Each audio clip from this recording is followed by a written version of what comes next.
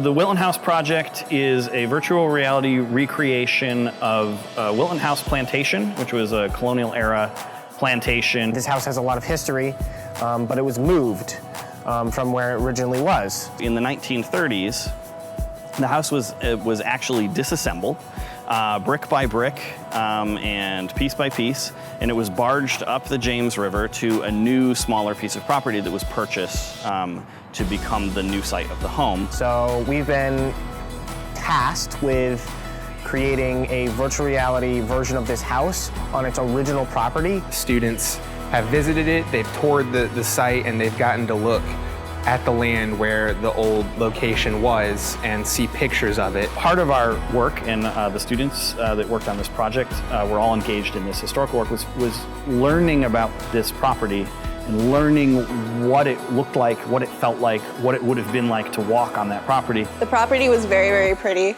so it was an interesting experience, especially because it's so close to the highway.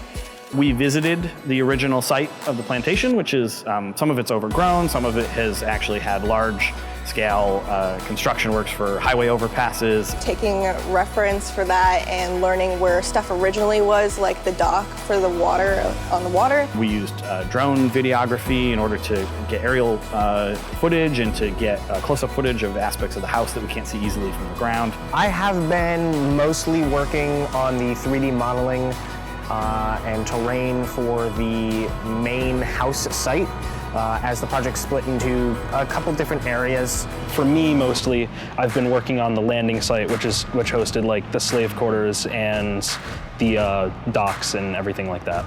The house is probably the largest 3D model that I've had to work on for this project. I took the audio lead for this project, where there are many landmarks around the site that you can teleport to.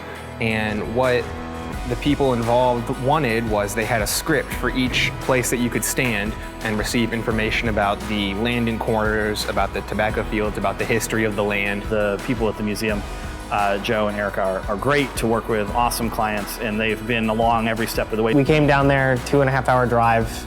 We're all kind of exhausted, but we were like, okay, we can finally deliver our really cool project. We hope they like it, and they just seemed so excited. They loved it. The setup went well.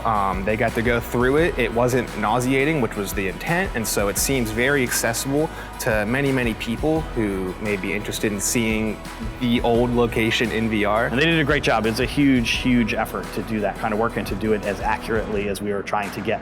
And they did great work doing that.